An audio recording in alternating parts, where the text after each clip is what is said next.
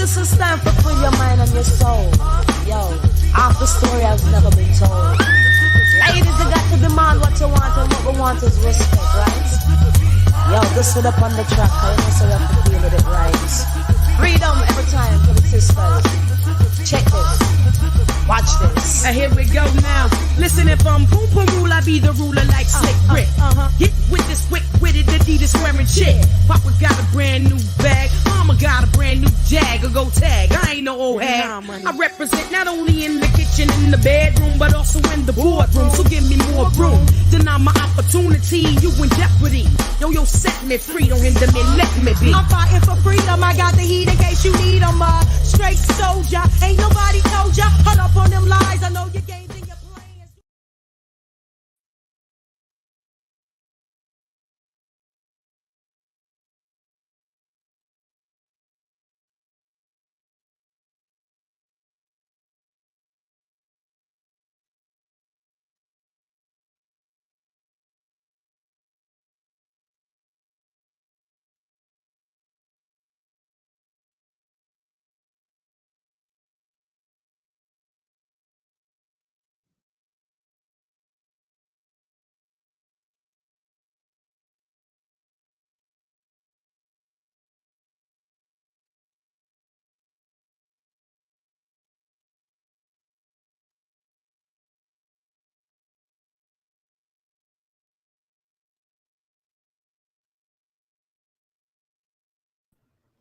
Hey, Jules, we can't hear you. Oh, there you are. Sorry. Hold on. We can't hear you.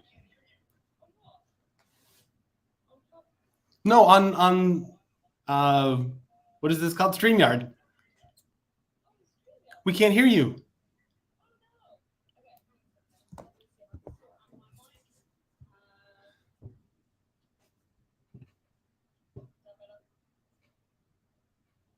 No, I can't. I've got my volume all the way up.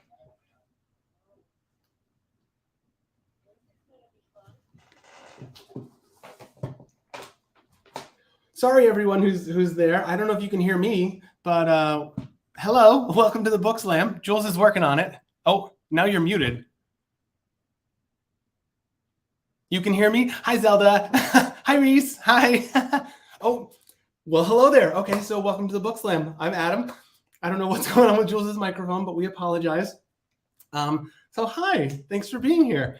My name is Adam Andrews Johnson. I'm an author of queer norm, otherworldly fantasy, both light, happy, wonderful fantasy, as well as dark dystopian fantasy, and that's what I write.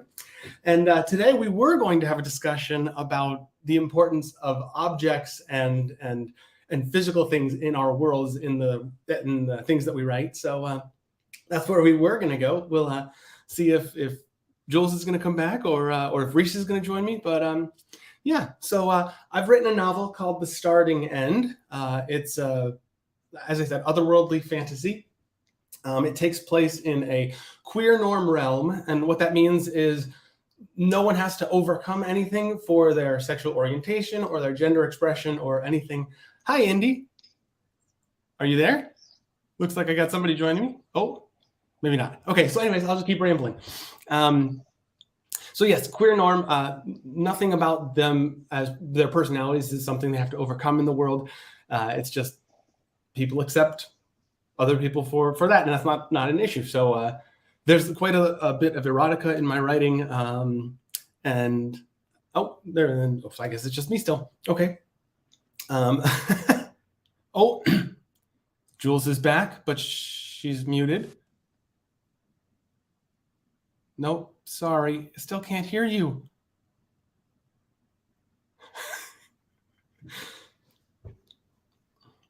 Well, this is cuckoo bananas.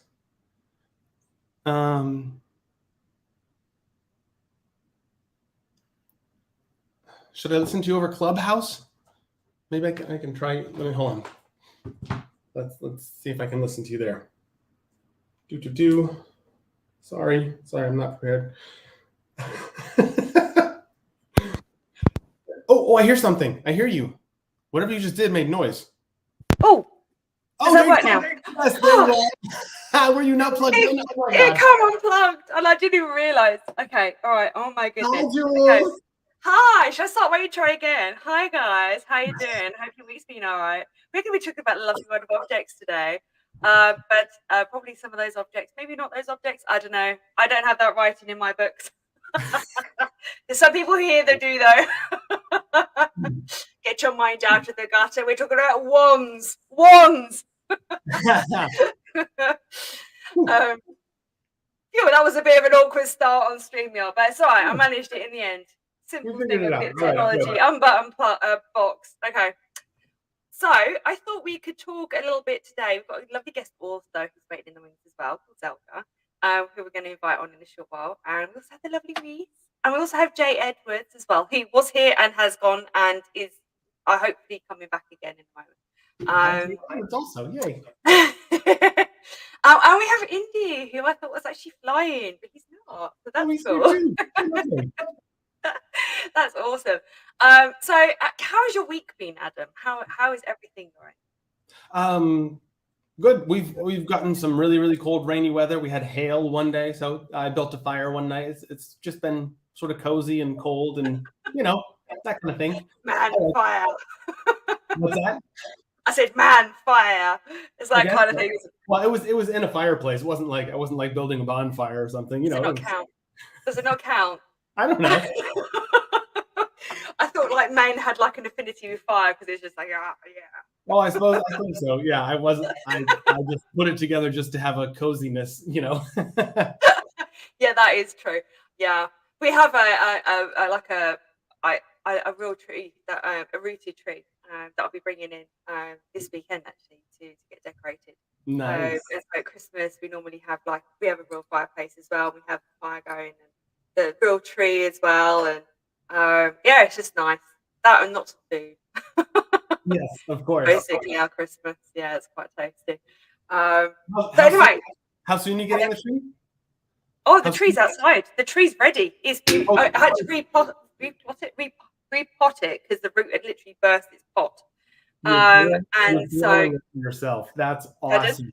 You're growing it for your own Christmas tree. That is amazing. Yeah. I love that. Well, I'm not keen on the plastic ones. They're not great for the environment. And yeah, they're cheap and easy to get out every year, but don't get the nice Christmassy smell with it that you get. Exactly. Yep. And yeah, so yeah, so it's only 5 foot at the moment. It's only a baby. Well, how high are your ceilings? Do you have like 10-foot ceilings, or are they just 8-foot ceilings? Because a 5-foot tree isn't that bad. That seems all right. I don't know how high my ceilings are. They are taller than I am. I apologize. I'm like, this ceiling up here is a lot lower down because I'm like right in the roof up here. But downstairs, they're Who about knows? Who knows? I know it's about this big. Room. Yeah, I have arm space if I do that. If I'm standing up, I can do that, and I still can't reach the ceiling. So does that tell you? No, I have no idea. I don't even know why I asked you that. That was so weird. Mind you guys measure your house size by how big it is in square footage, right? Yeah. Yeah, we don't do that. We measure it by rooms, the number of bedrooms. Hi, Reese. We measure it by a number of rooms that we have, like the bedrooms. And if we have more than one bathroom, we're very lucky. Nice. Yep. I grew up in an old Victorian house that was. We did that. We counted the rooms. I can't remember how big it was, but yeah, it was like that. Yeah, we do. We count the rooms rather than the square footage, which is yeah. So whenever you Americans are talking about like the sizes of the houses, I'm like, how many rooms is that? How many bedrooms? I need to know. Oh, dearie me. Oh, right. Yeah, Reese. Hello, Reese. How are you doing? Hey, I'm doing pretty good. Trying to get my headphones to cooperate today. We all got the technical difficulties. Yes. Oh my gosh, that was nuts. It was quite funny when you kind of like, Hey, wait, what? Something's just disappeared out of my ear. You sort of stopped mid-sentence and looked at it like, huh? So, Pure craziness for the week. yeah, you've had a pretty crazy week. But it's been fun. We've managed to nearly make it to the weekend, which is always good. The weekend is always fun. So, yeah. Almost. Yeah. I passed your book over, by the way, to my son. Oh, this is gonna be fun. I just oh, hang on. Look, he just He wants to say hello. Honey. I haven't read it yet. I've had too much stuff to do, but I will read it soon. I promise. awesome. I still have it in my room. There you go. It is okay. Nothing's wrong with it. Just Like the sexy lady on the front. All right, chill out. There is a woman on the front. Yeah, go and have a look. Yeah. Go and enjoy. Yeah. I can't wait to hear his perspective on this. This is gonna be fun. I like Every time he knows that you're present and he can hear your voice because you've got a very distinct voice, and that's he's Yes. listening very closely to everything. I am not, Indy.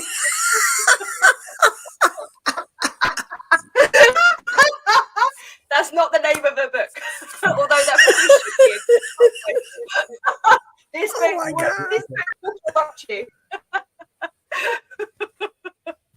I love that. Yeah, so Dad is, as you can tell, really genuinely looking forward to reading it, which is quite cool. So, and you're going to have an 18-year-old perspective on BDSM, which is going to be very interesting to hear because I'm not sure if you've introduced that yet. Well, at least this is the mild end. Well, at least it's the mild end of it now. The next. I don't know whether to blame you or to cheer you on for it yet. It's going to be cool. I'm very interested to hear what he has to say. Yeah, so there you go. So watch this space for a book review.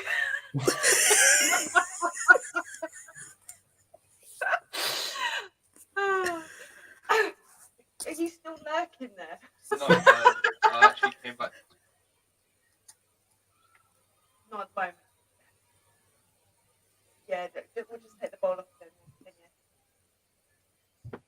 Sorry. Sort out the dog family as well. We have a rescue who is significantly bigger in size to my other little one who's like my little shadow, and he will only eat when I'm next to him. I've tried to not be in the room. I've tried. There you go. That's it.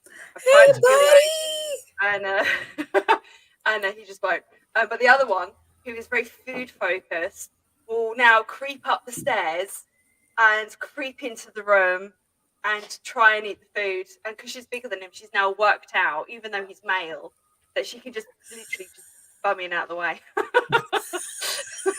Naughty. So you have to like manage dog bowls and dog food and all sorts of things. It's great. Welcome to the madhouse. Anyway, this is completely aside from what we're talking about. Okay. So I thought we would talk about the importance of objects. And I thought we could bring Zelda into the conversation as well. And Jay Edwards was here. Hopefully he'll come back again. I know he has to dip in and out sometimes. And Indy's listening as well, so I'm interested to hear what he has to say. Hi, Zelda. Nice to meet you. Hello. How are you doing? Yeah, good. Kind of feel like you're in the spotlight. I'm here. Can you hear me? We can Yes. hear you. Yes. You're a touch quiet. Let me just see if I can turn the sound. No, you're okay. Maybe I can turn myself up. I don't know. Am I louder now? Yeah, that's perfect. Perfect. Okay. That's perfect. No, how he leaves the door smidge open. Yeah. Oh. You've got Sorry. a lurker. Yeah, sorry, Zelda. Say that again. You've got a lurker. Yeah. I do. I have a big lurker. Yes, he. So a few weeks ago, Reese, I don't know if you've met Reese yet, but Reese and Adam write erotica, but different types of erotica. And there was one week when Reese was talking about her book and reading from her book. And my son, I think, happened to be coming out of his room at the time when she was reading and overheard what was being read and then just stayed outside the door and listened to the whole chapter. And yes, and it is called Trapped. And yeah, and since then, now every time he hears Reese's voice, I think he's waiting for her to read another bit from the book. I know. I did watch one of the episodes where Reese read the passage. Yeah, because I was like, oh.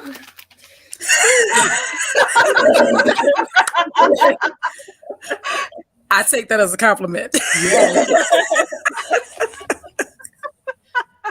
Absolutely.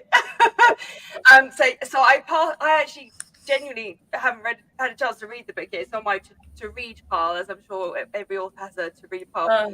So in the meanwhile, whilst I'm waiting to get down through my pile, I've passed it over to my son, who is 18, and he was extremely grateful, as you could just tell.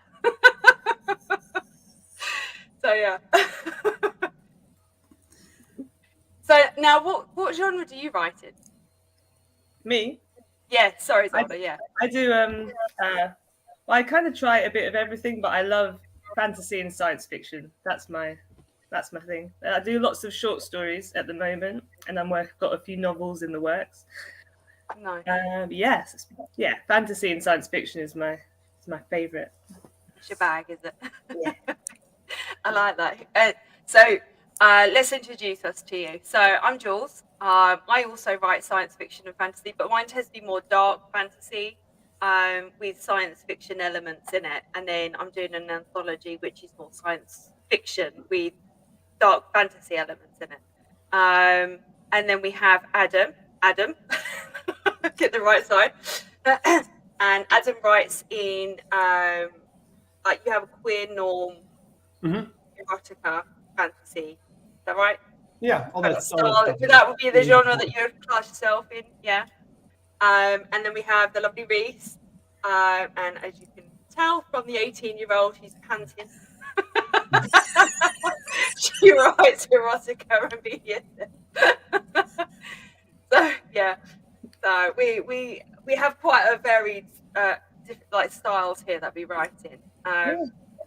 I'm sort of dipping my toe, and I don't know if you would class it as dipping your toe, Adam. Adam and I are currently collaborating on a project at the moment, which is completely different to what I've ever written in, and different for you, Adam, as well. Yeah, so that's quite interesting. And so yeah, so here we are. We're like a little family here. So welcome. Well, it's great to try different things. Like most of my stories are kind of, I don't know, there's so many different little subgenres, isn't there? Yeah. But I suppose mine would be like contemporary fantasy, because most of it is set in our world, but something different. That's cool. Know, I do occasionally write a story that's just set somewhere else. They make up a place. But yeah, usually it's, you know, like a normal couple going about their day and they're, oh, zombies, you know. Nice, I like it. Or, you know, something a bit more like that. Like, it's not high fantasy that I write. No, I've got nothing against high fantasy. I love it. Yeah, we're big fans. We welcome all types here. We've had poets on, we've had everything. Yeah, we love everybody. Yeah, we've had like children's authors, we've had crime, we've had thriller, we've had like non-fiction as well, where someone had written a book, I can't remember the lady's name now, but she had written this whole business manual, and so she read us some of that.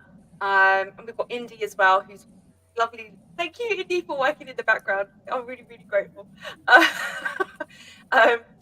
He also writes, and he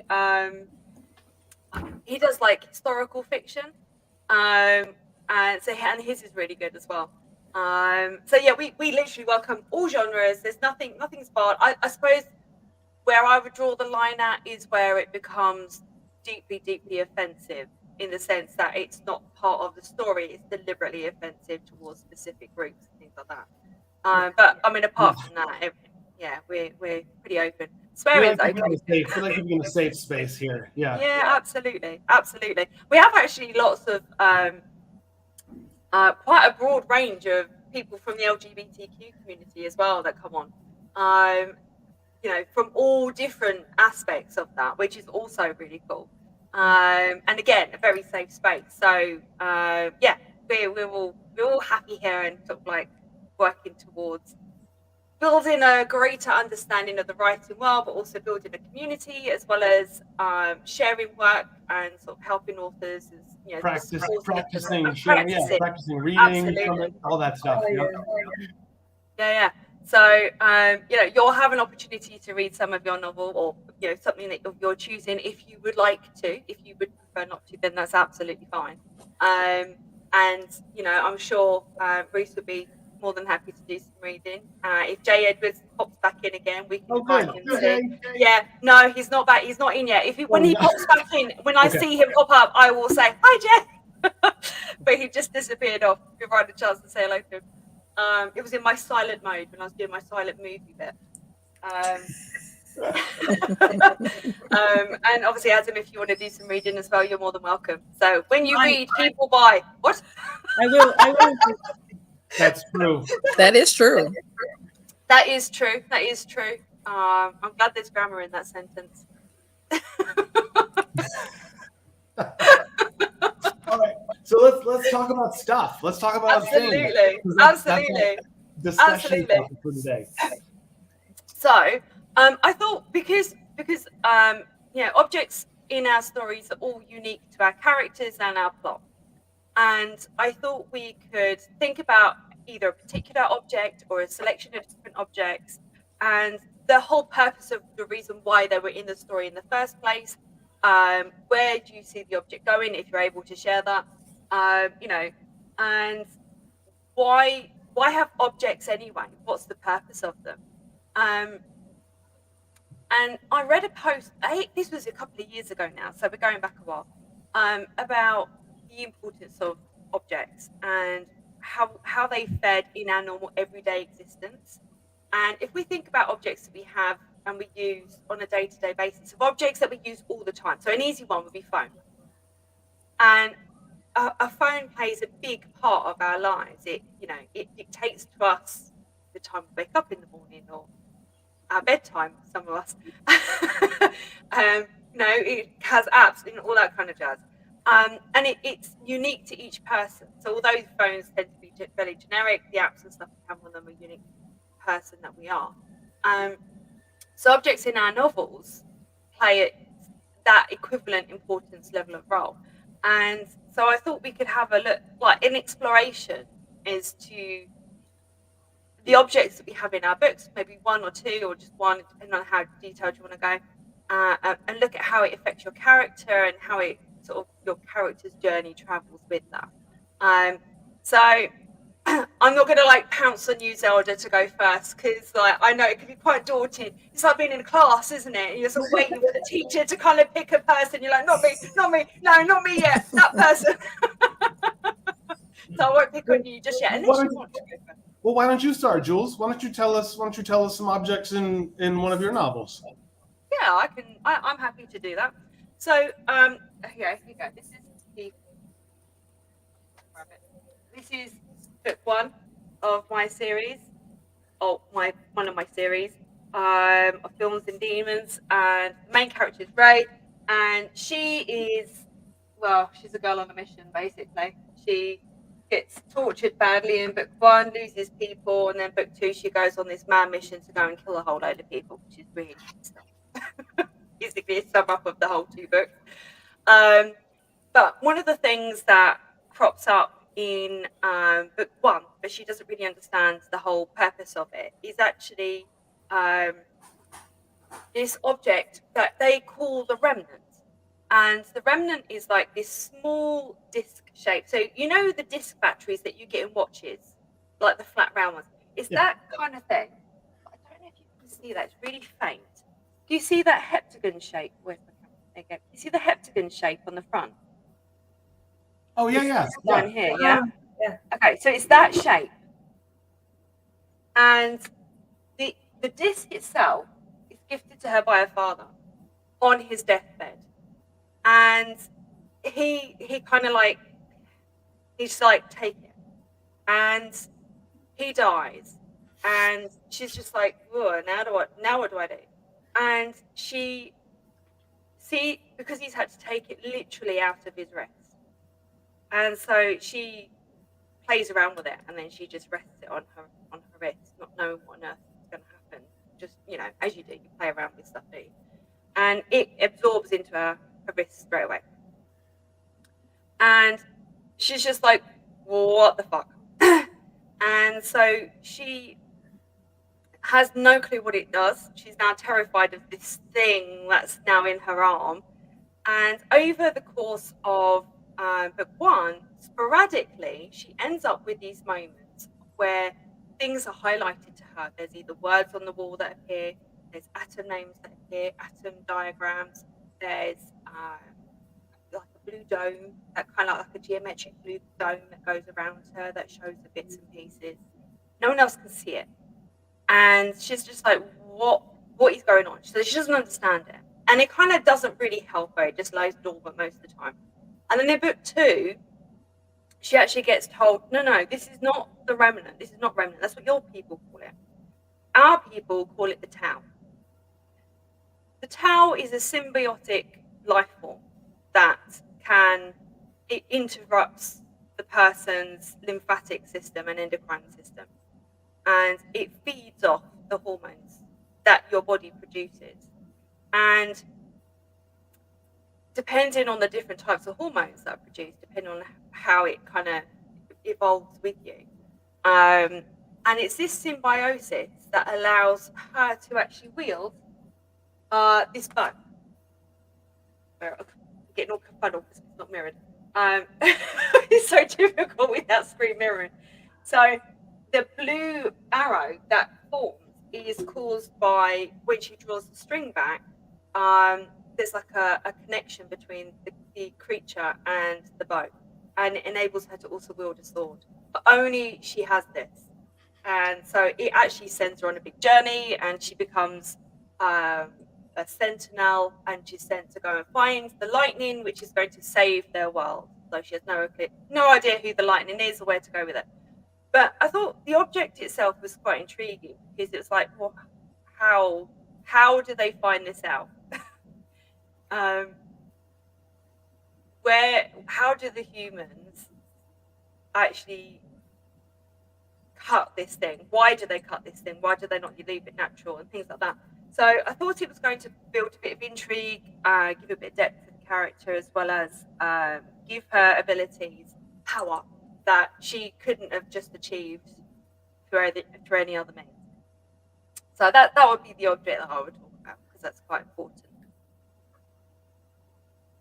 I love the way that we can just create whatever we want out of fantasy. That's so amazing. all of us are sitting here, oh my goodness, what comes next? What's next? I thought it was like a stunned, like, when will she shut up? Silence. No. And we're all trying to process. And as authors, we all keep track of stuff in our own minds that doesn't ever make it into paper. So we know our own stories so well that we talk about it. We sometimes go off like you just did. And, oh yeah, anything you say, Jules, we'll listen to anything. Oh my God, this is amazing. We are tangent people, that's for sure. Yeah. Do you have a little section of it that you could read about that thing, or is that too drawn out through the whole story? What to do with the Tau when she gets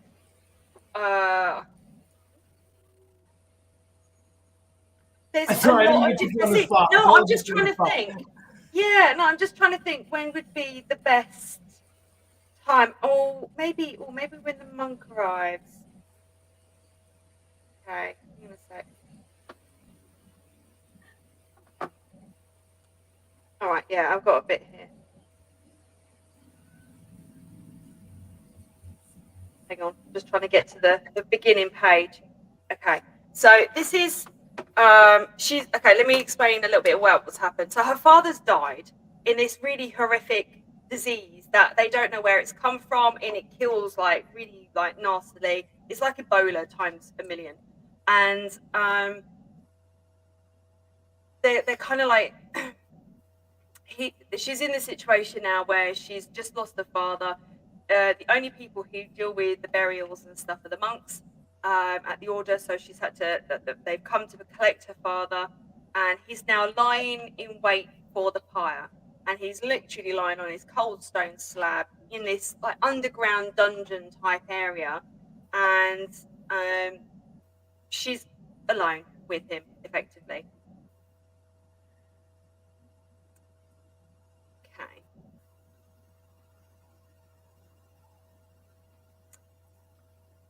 So, in a second. Oh my god, sorry, I just lost the page. Bear with me just a second. Okay.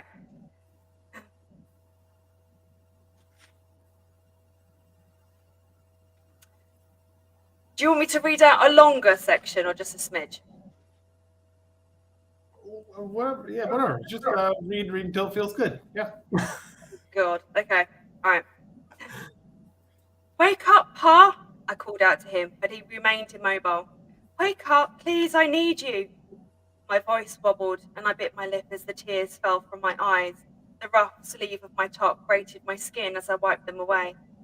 He never liked seeing me cry, and would always provide comfort and proper solutions. He never accepted it before. Sharp pain surrounded my eye socket and stung my eye, piercing the centre as if a needle poked through, and I clutched it as water streamed out from beneath my hand. I cursed loudly several times and pulled my braid apart, allowing my thick curly hair to spring outward at all angles, shaking my head. I ran my fingers through it to loosen any tangles. I cared not for it, though enough to run away from Pa squealing whenever he threatened to shave it all off. I smiled at the memory. The pain lessened immediately, though not wholly. He always loved my hair.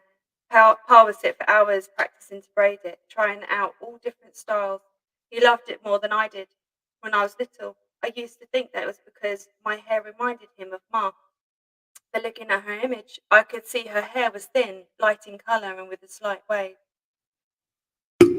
Perhaps the wildness of my hair was what he liked, that it matched my personality, and by braiding it gave the impression he was taming my character, shaping it to become an adult. There it was. He was already in the past. There will be no is anymore. My eyes blurred and the droplets tickled my cheeks as they ran down as I stepped toward the slab, slow and precise, my eyes never leaving him. My tears and soft cries reverberated in the chamber, and I ran to him, burying my face into his frozen shoulder, and wept. Drained and numb. My body had given up, and as I sat, leaning against the cold stone that supported the slab where Pa lay forever, I gazed into the darkness of the chamber. What now? What do I do now? Do I go back to the estate and carry on as usual, pretend he was never there? A low rumbling sound echoed. I sighed and rebraided my hair several times, tugging at the knots that had entwined. Not like Nailie's hair, whose soft curls bounced around her face. A sharp, deep ache stabbed at my chest. Nailie, how I longed to see her face, hear her voice. The low rumbling echoed again. What was that? Straining my ears to hear, it sounded like talking. No, chanting. No, it couldn't be, because no sound entered this chamber. I stood, stretching out my tired limbs, and a blue glow lit up in front of me.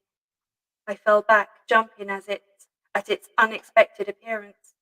I stared at the strange colour that surrounded me, but even when I blinked, expecting it to be a trick of the light, it remained there in the shape of a dome. I peered all around, but it stayed fixed in front of me.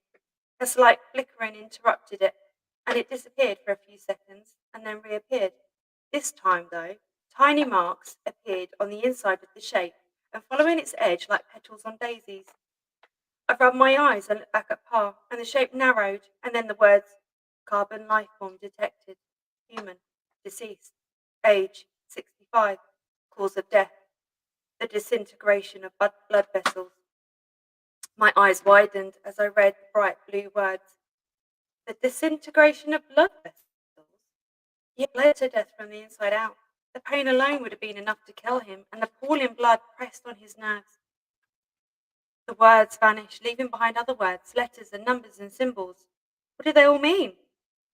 Matter detected, blurted in my ear, and I jumped again, staring down at Pa's closed eyes, and spherical images of tiny specks swirled around in front of my vision, making a wave of nausea sweep over me. As I leaned against the wall behind me, I concentrated on my breathing and closed my eyes tight. What the hell was going on? The sick sensation passed, so I opened my eyes and gazed into the pitch-dark caverns ahead. What else was down there? Were there other people grieving for their loved ones? Or was I alone down here? More words appeared. Veiled path ahead. And then they vanished, replaced by circular symbols that changed in size as I moved my head. I waved my hand in front of me, and the circle remained with no distortion, though it shrank to the size of my fingertip. The images remind me of a book with lots of circular blobs drawn on the page, not unlike the ones I had been poring over with Audrey, the ones where she had made her notes and left me a trail so similar to the spherical shapes I had just seen. The books had arcs drawn around each specific piece of information and had used the same mix of letters and numbers as I had only seen moments ago. There were also tiny specks with letters and numbers, but with something swirling around the central core. What were they called? Atoms? Atoms? No, that didn't sound right. Atoms. Yes, that was it. Atoms. With the specks being called electrons. The building blocks of life. Matter. Was the blue that surrounded me like the books that Audrey had introduced me to? Was it telling me information about things? It couldn't somehow be that I was hallucinating. It was too precise. But then I'd never had visions before, so perhaps that was what was happening. Maybe the stress of the last few days had become too much. Now, I have got some more I can read to you, if you want me to, but I'm happy to stop there. So that's like the very first time you actually hear, her, like it actually coming to life in front of her. So Cool. Thank you for reading, and thank you for telling us about it a little bit ahead of time. Also, that was I thought very helpful for what we were seeing through your descriptions. That's all right. It's you don't really see the object as such. It's more about what the object does. That is the key part of it. So yeah. But yeah, anyway, that's my object. What about you guys? What about you, Adam?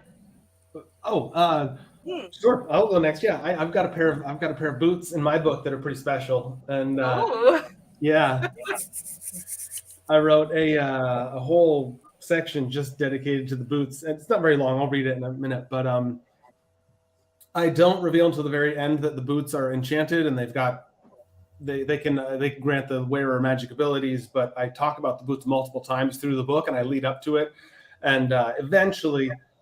So the story, my book, The Starting End, starts with the main character Ollie, and I don't think the reader will realize until about halfway through that there's another main character that gets more and more important as the story goes, and she sort of takes off and leads the rest of the story. And it's her that's wearing the boots at the end of the book, and there's a great battle at the end and stuff. And and they're just boots. So I'll read a little bit about them if that's cool. Cool. A pair of intricately decorated boots stepped with a hollow, echoing staccato against the wooden deck of a multi-mast warship. The footfall's repetitive impacts were a constant percussive tempo, resounding across the surface upon which they were being walked. Only a swift breeze, the whipping of sails and pendant, and the rushing sound of the ocean beneath dared keep chorus with the repetitive beat. And silence was the audience. Those boots were designed in elaborate black on black on black, almost unnaturally black.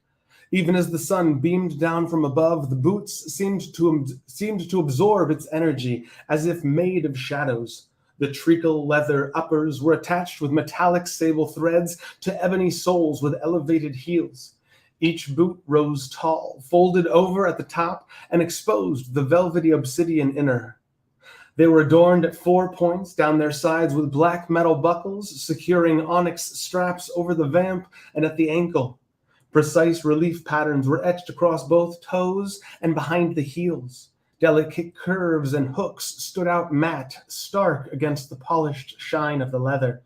This blackest pair of boots that walked across the deck emanated a force all their own.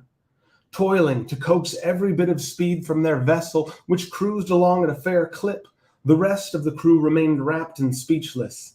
Not a word had been spoken since they flew the harbor, and an anxious tension kept seafarers' songs and sailors' quips from their lips. They all knew the time for joking, and they knew the time for other things.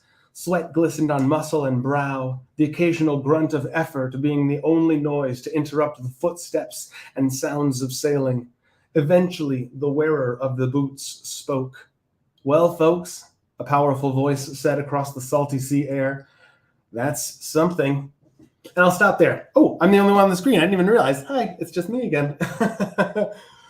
I hope you all will come back in a second. So those are the boots. That's what they are. That's when they're introduced to the reader, and it's basically the boots' perspective. It's sort of telling you the experience of the boots. So yeah, there they are. Hi, everybody. Yeah. Hi. Hello. Tell me why did you choose boots?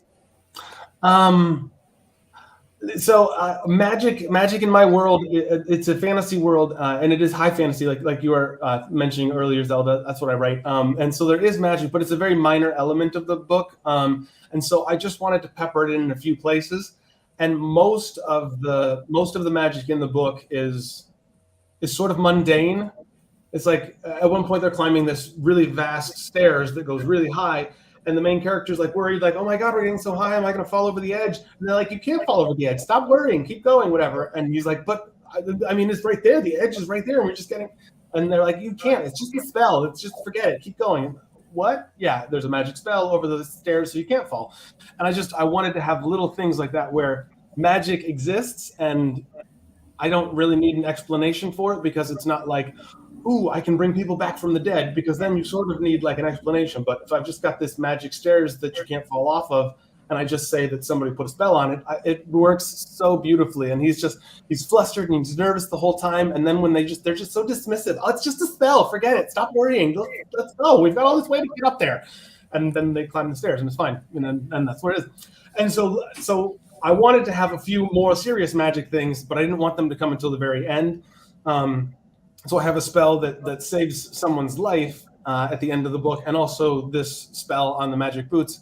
And there's also I wouldn't call them magic, but there's otherworldly things. I've got sort of hybrid mechanical organic creatures also that exist, that are sort of man-made and sort of from nature, but they're less important. It's more just about the weirdness that I've just put into, because like you're saying, we can put anything into a fantasy world. We can do whatever we want. So I just made these things. So the spells are less important, but it just gave me an excuse to do magic stuff, and that was fun. What's your favorite object that you have in your book? Favorite? Oh God. I will say that objects don't hold a lot of importance in my world. There's no religions in this world, so there's no sacred objects. I have a bunch of important culinary objects that they talk about multiple times in the story. Chili peppers and salt in particular, they discuss the importance of both of those in food. So stuff like that. And then there's a few random objects like these boots. There's also a sword that has been made from one of those biomechanical animal creatures that I mentioned a second ago, that when one of those is killed, somebody makes a sword from that. And that's also a very cool item, but it's more about the battle at the end and what the sword does in that battle that's so devastating, whatever. So again, the objects in my world are sort of less important. It's definitely more about character development. My story, that's definitely it. So yeah, and I get why yours needs important because you've got a giant history of your world and stuff that goes into that. So yeah, sorry. I think even though you don't have a central object that you focus on, I think you do. I think that sword is probably, and those boots play a central role as part of your story. Even though they might not be seen as important, they are still needed for your story to progress Yes. and for your characters, because without those objects, those characters wouldn't have that interaction. Correct. Yep. So Yes. although, I mean, mine is all about character development. I mean, like, God, I've got Ray through hell. I literally break her in book 1. Yeah, it's a part of the journey. Pardon? It's a part of the journey. Yeah, and so I think that although, objects themselves aren't important as such, my whole book isn't focused on an object. They become an integral part of the story. Yeah. And so I suppose if we're looking at novels where the object is the story, like in Harry Potter, for example, that's slightly different. But when you've got objects that just form part of the story, even if they're not central to it, they're still important, because otherwise you'd have like literally white blanket of nothingness. Oh, of course. Was a little Roblox walk that it does through the white nothingness whilst it's waiting to get into a game. So I don't know. I think you do have important objects. No, you're right. You're totally right about that. Yeah. They're not obviously. I don't know. That's just my take on it. I'm not saying I'm right. That's my take on it. That although your objects aren't central to the story, they are important, and so I suppose you have objects in your life, not in your life, in your world. Yeah, I know. Okay. Well, so let's move on. Let's move on. Zelda or Reese, would you like to share next?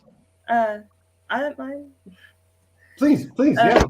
Well, I agree with what Jules said, because when he said yesterday it was going to be about objects, I just thought, well, I mean, obviously objects are important because without them, the characters are just talking in an empty room, Yeah.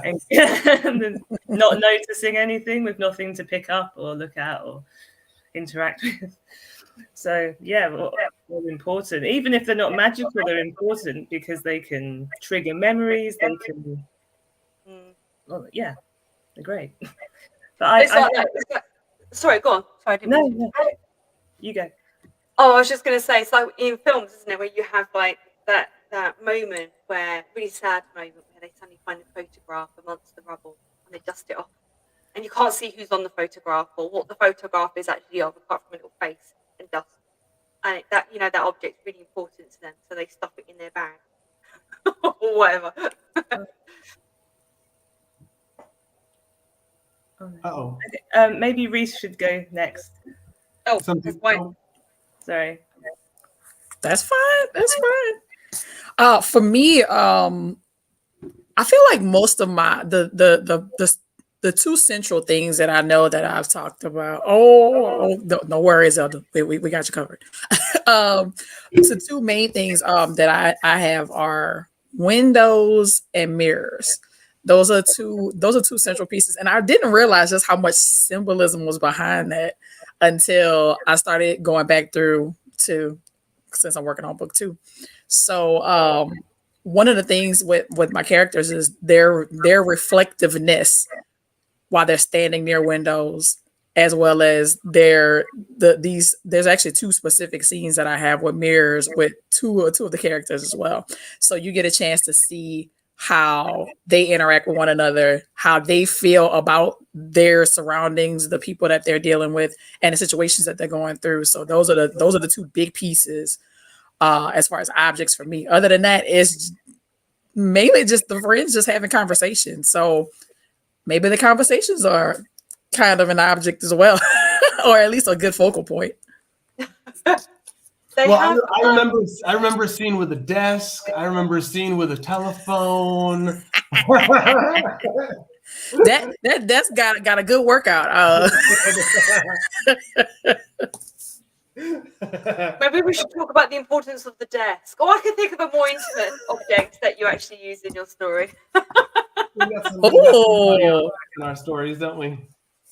oh, definitely. There's a lot of ways to play around those things. All puns intended with that. I'm not saying this is in your story, but they used to have in the old days photographs of people who had depression to try and like have adverts to sort of like, you know, support someone if you think they're depressed or whatever. Someone would be holding their head in their hands like this. And then someone only a few years ago realized that's not what depression actually looks like. It's all to do with windows. And so now it's changed so that how they represent someone who's got depression is by showing them staring just blankly out of a window. And so when you said windows, I'm not saying, again, like this is necessarily in your story, but in terms of, you know, just in general, the importance of windows. We see our reflections in them. We see people through them. We see ourselves in the, you know, looking out of the window. We look at things outside of our windows. Windows provide us light. They provide us soundproofing. They provide us so many things. Just not noise cancellation necessarily in the summer, which is annoying. Would you like to read us a section, Reese, of yours? I actually found one, and I laughed because Jules is like, "You never talk about Jasmine." I'm like, I don't talk about Jasmine a lot. So I actually found a scene specifically from Jasmine. Is this now come from a conversation we had last week, Reese? And yes. Okay. Like you know, our after hours powwows are always interesting. So yeah, this is one of the scenes actually where she and Naomi are having a discussion, and it actually has a mirror reference in it. So I'll read that piece. Cool. Read myself. Naomi was sitting on the floor with her back against the sofa, grinning at her phone. I wasn't sure what annoyed me more, her bubbly demeanor this early in the morning, or the fact that she was ignoring me. The thought that I was even concerned about her ignoring me was also annoying me. I walked around the coffee table and sat on the opposite side of the sofa, watching her send yet another text to Nate before I decided I'd been ignored long enough. It is way too early to be so happy, I grumbled. Naomi glanced in my direction and rolled her eyes. Chaz, it's almost 11 o'clock. I swear you're the grumpiest person I ever met. Whatever. Naomi set her phone on the table and turned to face me. What's got you so riled up anyway? Didn't get your latest update from your laundry list of suitors? I laughed. Is that what you think? That I have a list of guys waiting to sweep me off my feet?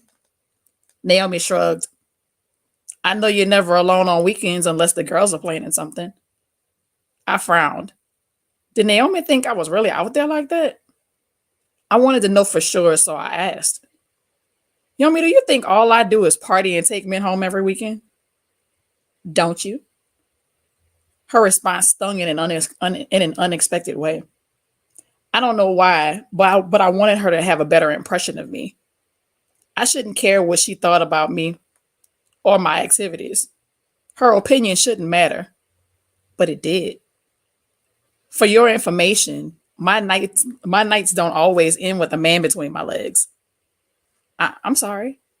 Naomi dropped her head and started tugging on the end of her shirt. There's nothing to apologize for. She gave me a curious look, then said, I still don't believe that you're not getting any kind of attention. Guys are always checking you out. Please. Not checking for me. They're checking to see if they can get some ass. I hunched my shoulders and slouched down into the couch, folding my arms across my chest. Naomi narrowed her eyes. Why would you say something like that? Because it's the truth. Girls like you get cute messages like, good morning, beautiful, or rising sign, my Nubian goddess. Mine come late at night saying stuff like, where you at, or what's good? I said with a smirk. It is what it is. Naomi got up from the floor and walked over to stand in front of me. She actually looked like she was angry. Get up. I raised an eyebrow at her. Say what? I said get up. Now. This tiny little thing had the nerve to put her hands on her hips and stare down at me with an attitude. I took a deep breath. I was not in the mood for this. Naomi had a way of getting me to open up around her, and I hated it. I practiced the art of fake it till you make it to the point of mastery, but I could never bring myself to fight her when she called me out on my own bullshit. No one should be able to get to me the way she does. I figured I'd humor her so she'd speak her piece, then leave me the hell alone. Okay. I stood up and mimicked her stance. Now what? She grabbed my arm and marched me over to the hall mirror, then turned me to face it. I watched her reflection as she spoke. I want you to look at yourself. I sucked my teeth, but followed her instructions, my eyes focusing on my own image. Take a good look. What do you see? I see a tormented soul with so much anger inside that it burns through the surface like liquid fire on her tongue, I thought. I said, I don't know. Her voice softened. Do you want to know what I see? I shrugged. I see a beautiful woman with enough drive to take over the world. She's intelligent, creative, feisty. She giggled. Then her face became serious. She's a fighter. She's all of those things and so much more. And I'm proud to call her my friend. I wasn't expecting her to say that, and my expression showed it. Our eyes met in the mirror, and Naomi turned me to face her. She cradled my face in her hands, and my breath caught She cradled my face in her hands, and my breath caught in my chest from the contact. You have no idea how amazing you are. Yes, you come off a bit brash at times, but it's a part of who you are. You're confident in yourself, and you're not afraid to let anyone know that you won't tolerate their bullshit. It was my turn to giggle. Yomi didn't curse often, but when she did, it was a treat for my ears to behold. I've never seen you doubt your self-worth before, and I don't ever want to see it again. She took her hands away, leaving my skin tingling where her fingers had been. I nodded, feeling a renewed energy that I didn't know I needed. I won't do it again, I promised. You better not, she warned, or I just might have to kick your ass. I laughed hard. I'd like to see you try. I don't think you want to see that side of me, she tossed over her shoulder, smirking as she walked back to the living room. That's the end of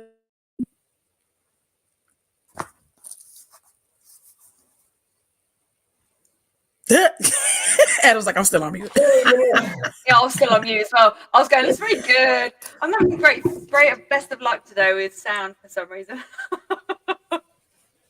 That was really good. A great interaction between two characters. I love those two. They are very interesting because they are total polar opposites of one another. But it's fun to watch them play off of one another. They seem like a good team. Yeah. They did, yeah. And I like the fact that you have got two characters who bounce really well off each other, have very different perspective of what's going to happen and the expectation of what's happening and the build up to that. So I really like that. Yeah, that was really good. I really enjoyed that. Now, and then the payoff with a little surprise that your reader is not expecting. Yeah, no, so good. Yeah, definitely. Now, I know you said you read that because I nagged you last week. I haven't heard about this character yet. I need to know about her. But is there a particular reason why you chose to read that specific bit? I feel like with Jasmine, you get so much of her brashness. You get a lot of her snarky commentary, but you don't get a chance to really see the depth of her in certain scenes. And the only person she tends to show that side to is Naomi. So a lot of the scenes where she really gives you more of who she is internally are interactions with Naomi that she has and conversations that they have together. I don't want you to spoil the story because I'm probably going to hear about it from my son. Before he even gets a chance to read it. It's either that or he's just going to hand it back to me and it's going to be all stuck. Don't say that. Don't say that. Oh my God. Don't say that. He's 18. Come on.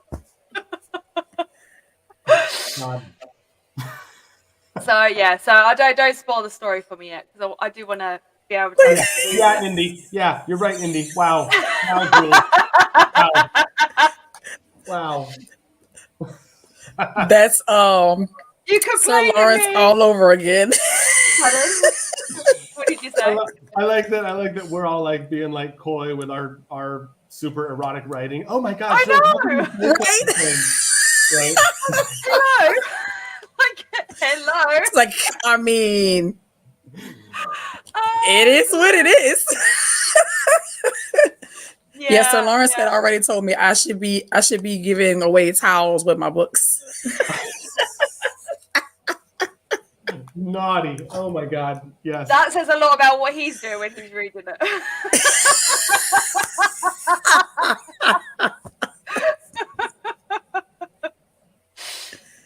Yeah, that's my God. exactly it. Like sticky face. I did not tie that. Yeah. Oh my yeah. God. But they do say though that for women, erotica is the equivalent to men's porn. So I hope somebody considers my writing porn someday. I'm looking forward to those days when somebody's like, "Oh my God, this is porn," and I'm gonna be like, "Hi, babes, it is." I love that.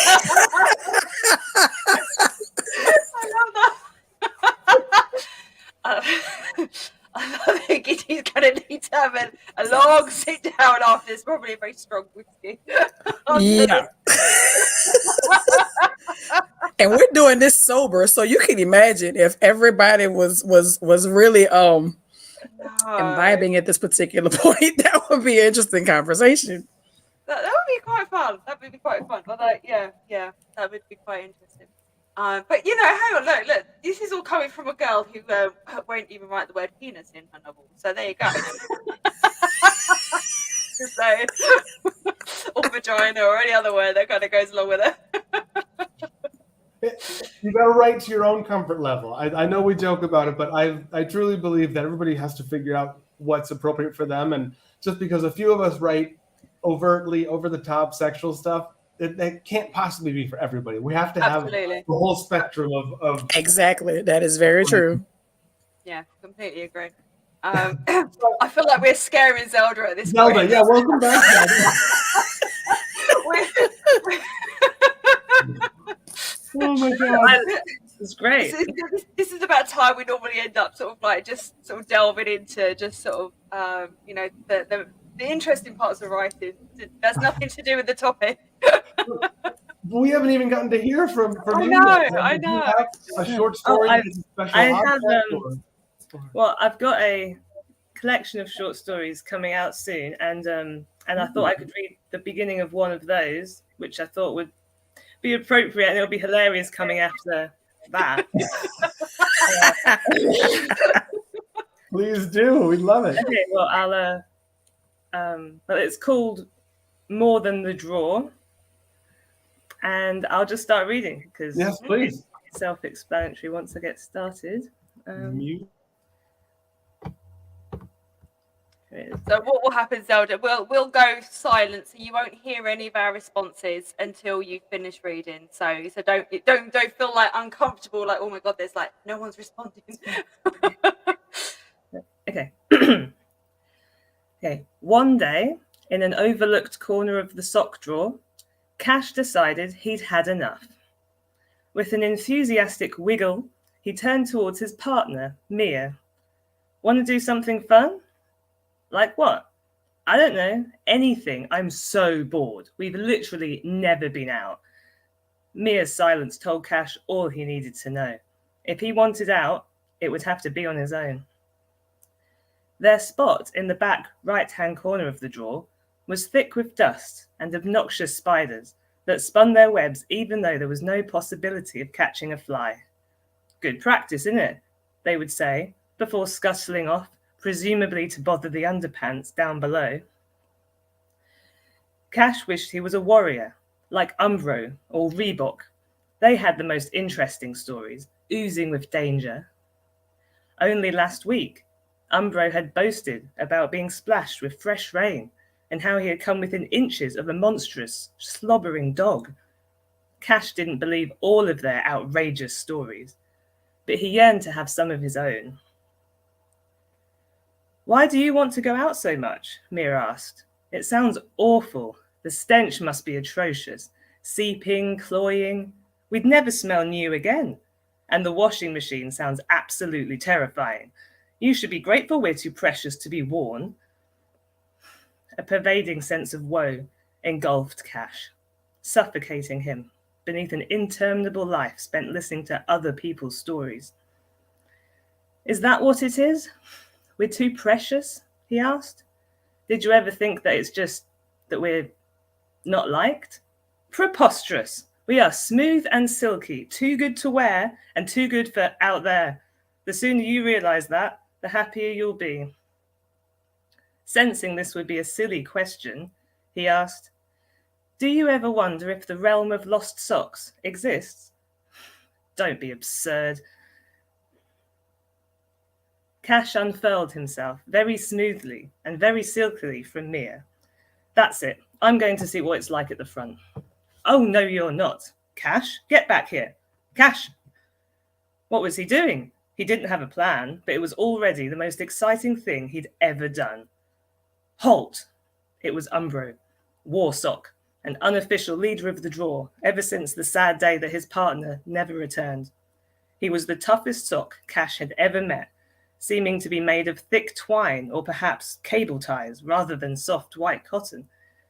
I just wanted to have a look up front," Cash said. "Is that all right?" Umbro shifted aside, his tone laden with warning. "Careful you don't catch your delicate threads on any of the regulars." "Got it, thanks."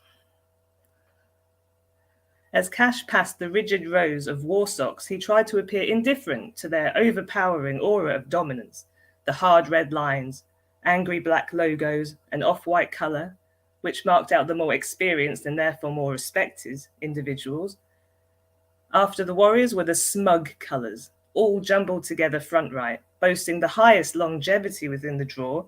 The colours were almost as arrogant and irritating as the spiders. Cash meandered away from them. Finally, front left were the regulars, the everyday Black Sox. They intrigued Cash most of all, even more than the Warriors due to their reckless attitude and promiscuity. Apparently, they got paired up with different partners all the time, so often, in fact, that it didn't strike them as obscene. What would it be like to be paired with someone else? The thought made his fibers tingle and slide in a most unsettling way. Mia didn't even like to be touched by him too much, in case her strands should be delineated to some unfathomably small degree. He remembered their brief time in the store wistfully. So many lights, so many odd-looking humans to watch. And come nighttime, games and conversation were rife, for they weren't the outsiders, they were one luxury pair among many. He wondered if all the other luxury socks had met the same impossibly dull fate. "Hello," said a black sock. "I'm Prim." Hello," he said, fastidious in his desire to not look at the other sock's hole. "Looking for anyone in particular?" It suddenly occurred to Cash that this sock and several others, all black, were loose. He couldn't tell who belonged together at all. Some had thin headpieces, others thick, with ribs or without. Quite a few had holes, and the translucent beginnings of such. What was he doing here? They might pair with him against his will. They certainly didn't seem bothered about keeping to their original partners, although, if he was worn often enough that he developed a hole, maybe he wouldn't be so fussy either. Who are you talking to, Prim? Unfortunately, he'd attracted attention. Loose black socks in varying states crowded him on all sides, rubbing up against him, touching, stroking. The onslaught of questions reminded him of lost property, a party game they used to play in the store after hours. Looking to kick up your heels? How long have you been back there? Do you think my hole is too big? Does this mean Mira's available? What? No, she would literally unravel at the thought. This was a mistake. He needed to get back. Now. Then, everything happened at once.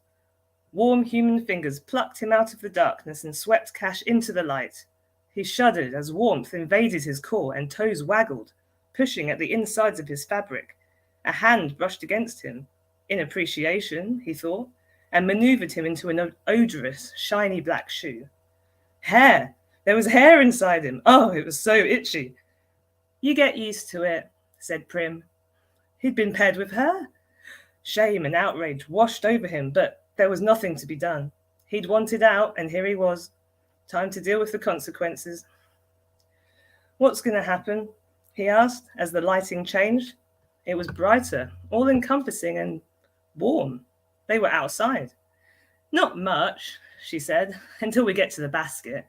What happens then? Am I right in thinking that you've only ever met socks? No point in lying. Yes.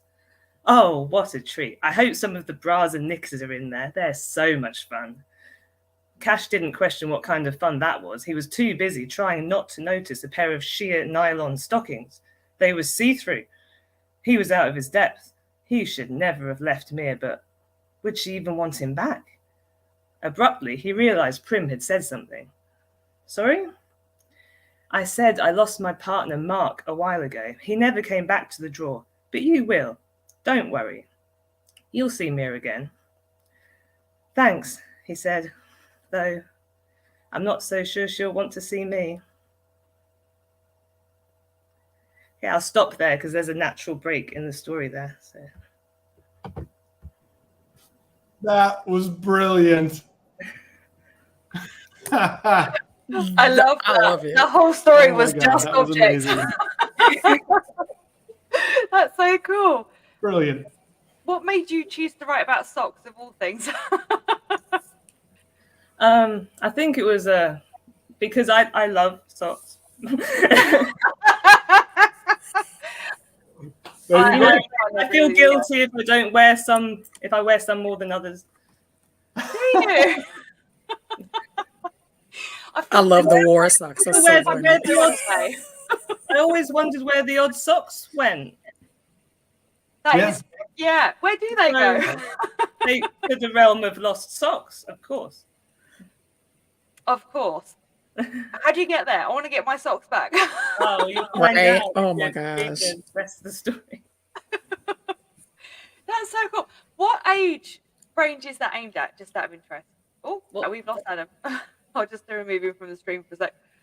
What age range is that aimed at? I suppose that particular story could be read by anyone, really. Yeah. That's almost like panto language, isn't it? Where it's kind of it's adult humor enough for adults to understand and get like the hidden meanings behind it, but like silly, unsensible humor that kids would enjoy, but they're not able to understand the adult undertones that are going on in there. Yeah, that story could definitely, I reckon, that could be enjoyed by anyone. That is a really good story. What's it called again? More Than the Draw. More Than the Draw. And you haven't released that yet. You said that'll be in my collection. Yeah, that's cool. So your collection. I have some questions I need to ask you. I'm sorry. Reese knows I like asking loads of questions. So you have a collection. The whole collection's coming out at the same time. Yeah. So is your collection about just socks, or is it about other items of clothing as well? Or no, that is the only story that's where the main character is an object. All the other stories are with people. Yeah. That's so cool. That is such an unusual mix. when you started reading it, I was thinking, oh, this is interesting. I wonder where this is going. And then you started talking about the drawer, and I was like, is someone gone to the drawer? I wonder if they're out the drawer. And then I couldn't work out why you were suddenly talking about the spiders talking almost like, or having a conversation with something in the drawer. And I was like, hang on a sec, I think I've misread this. Maybe it's a little person. Maybe it's like an elf or something. And then we started talking about like the pairs, and I was like, oh my god, they're actually socks. Sorry, I'm a little slow.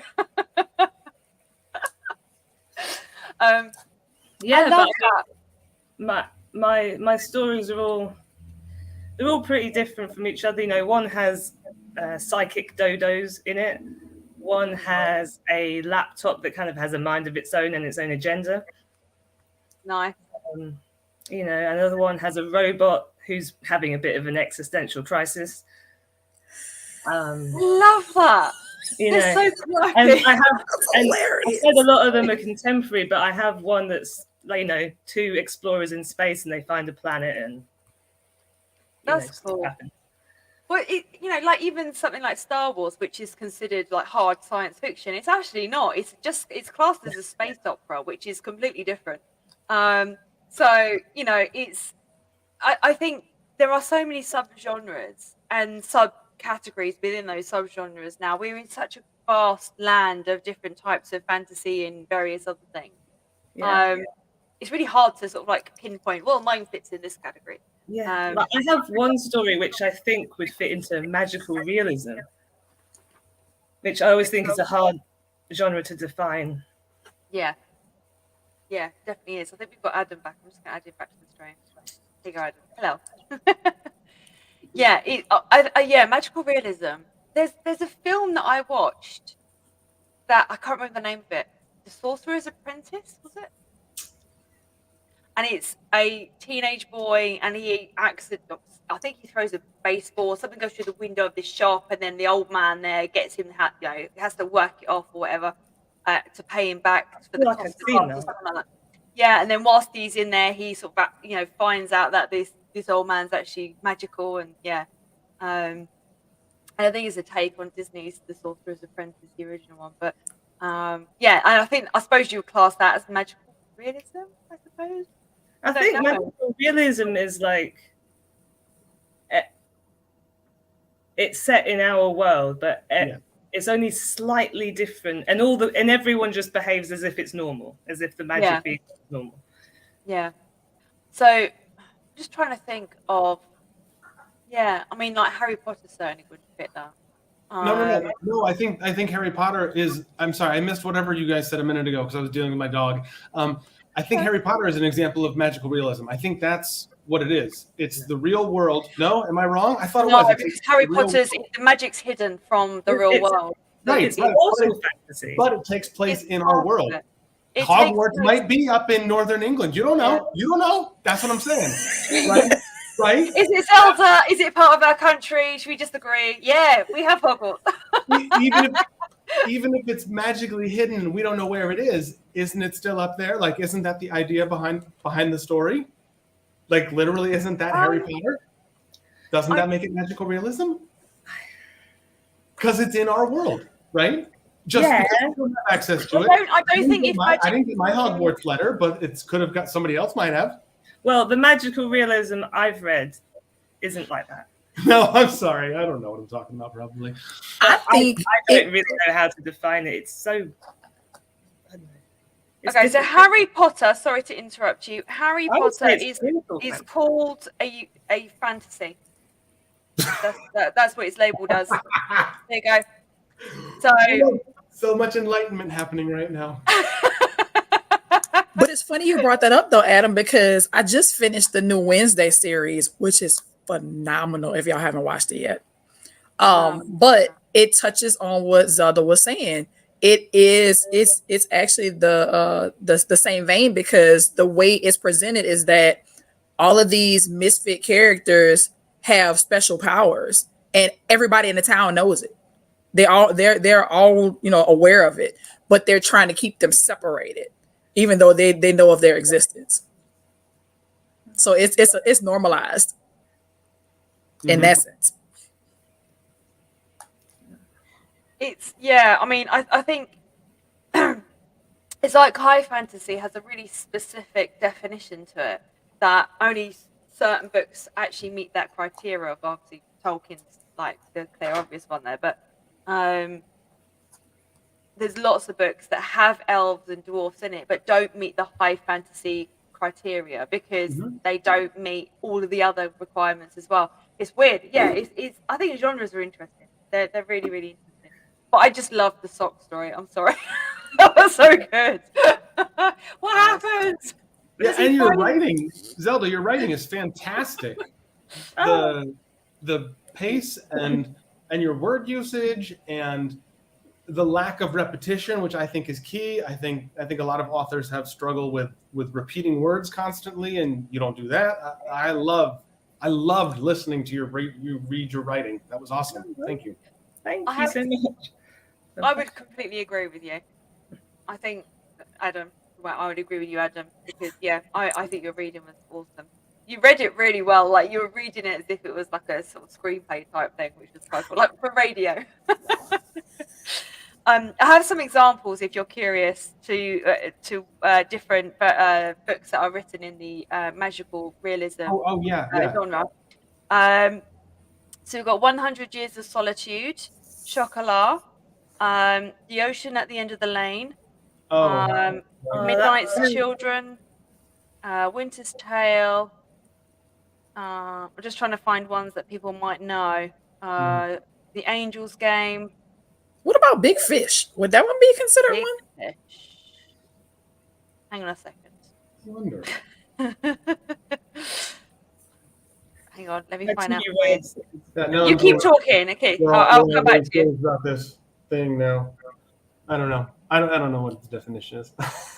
So Big Fish book genre is just classed so that would be magical realism. Yeah. Oh, well done, Reese, or wherever you are, up that direction. There you are. It doesn't do mirroring, so you're kind of like, which way is left? So you've got a collection of books, and you've got a collection of very interesting, it sounds like, stories. And you obviously read the book about the sock, the bit from the book about the socks. Oh my goodness, losing my words. So that whole story itself is about objects and is very important. But in your other books, you listed off other objects, which are also integral to the stories. So can you tell us a little bit about those? Objects in the other. Oh yeah. Okay. So it's just I don't have loads of books out. It's just one book. So 100 full of short stories. It's all right. You can have 1 or 100. It doesn't matter. Eventually, I will have lots of books out, but right now it's just the one. Yeah, I have one story where the laptop is a character actually. So I do dual POV between Alistair, the owner of the laptop, and the laptop. So you get the laptop's viewpoint as well. And nice. And that's a bit of a drama. I was going to say, may I ask a few questions about that? Is that right? I don't want to give anything away. No, I'm not expecting you to share. No, you don't have to give anything away at all. I just wanted to ask because I'm interested, because when you said about the relationship between the owner and the laptop, my immediate thought went to my laptop, and I thought, oh, I'm sorry, baby. You see me well for the last 8 years. It's okay. I'm still keeping an eye on it. It's all right. And so, I mean, what kind of relationship do they have? Is it fairly fractious? Oh, they're friends. The laptop is his confidant sort of thing. And it helps him, gives him advice. But it has its own kind of agenda that the owner is unaware of. But you as the reader know, because you get the laptop's viewpoint. Do you separate the characters out into two separate, the point of views into separate chapters? No, that I just header it, Alistair, and gotcha. it's all in first person. Both of them are in first person. So it's then. And then the laptop's perspective. Does Yeah. Alistair know the laptop is sentient? Yes. Oh, he does. Okay. Wow, that's cool. How does he Yeah. know that at the beginning, or does he find that out? Or is Yeah, that gonna no, he knows. He knows. Oh wow, that's cool. Just a presume. That's how it goes. Oh, Yeah, that's like, alive. It's like Knight Rider. Made it known to him, and he believed the laptop. Wait, what happened when he believed the laptop? Well, it's explained that at some point in the past, before the story, the laptop sort of revealed to Alistair that he was sentient, and Alistair believed him. And during the course of the story, Alistair tells his girlfriend, because a few things happen, he's like, I can explain everything, then my laptop's sentient, and yeah, she doesn't really react well. Oh dear. Was the laptop searching for a partner or anything like that? And got onto the wrong websites. I didn't need to know my way here. Well, I don't really give away the end. No, you don't have to. It's absolutely fine. Don't worry. So you've got a sentient robot. Not robot, Yeah. a laptop. You're still here, Adam. We got you. I glitched for a second. Sorry. No, it's right. You're here. Don't worry. I've got laptop. There's a robot who has an existential crisis. Objects. I love that one. I love. I What have kind of another robot is story. it? Sorry? What kind of robot is it? It's a companion, like in the Oh. house to help out. Oh, okay. Not that kind of companion. Okay. Oh, no, yeah. Like, yeah. We have corrupted Jules. Her mind goes straight to the gutter every time we're talking about anything. She can't help it. We have corrupted her, and we're proud of ourselves. We are. Yes, please. I'm just gonna not say anything. So it's like a maid robot. Is that the kind of thing it is? That has the existential crisis. Okay, gotcha. Yeah, she's like a maid, and she helps out around the house and sort of is there. No, Andy, come on. It's a maid robot, not a vibrator. It's that kind of different kind of robot entirely. Okay, gotcha. Right, exactly. Yeah, her purpose is like to be to help the owner. If she feels lonely, she can talk to her and stuff. And the robot suddenly realizes she feels lonely, or what happens to the robot? Or is that the surprise? The robot starts to realize she's developing her own emotions and she can't cope with it. She's kind of angry that she's developing her own emotions, so she's also feeling angry that her owner treats her like a robot. The rise of the because she machines. has feelings now. Does she share with anyone else, or does she have any robot companions, or is it just her having a struggle? She's all alone. That's so sad. The poor robot. She does something about it. It's all right. Good. All concluded. I'm looking at my stories, trying to think of which ones have. Oh yeah, well, there's one that's actually like a fantasy horror set at Christmas. Fantasy horror, sexy Christmas. Is that what I heard? Oh, What? Why has my just gone elsewhere? All right. I'm in fantasy horror, sexy Christmas. Bring that on. I don't know what we're talking about now. Oh, if only I'd done that. Oh my goodness. That's fantasy horror set at Christmas. Set at, not what I thought. Okay, gotcha. I have literal tears right now. I'm gonna have to write one now that's sexy. Oh my god. We want it. I think we all want it. Every one of us. Yeah. That would be interesting to read. I'm not knocking it at all.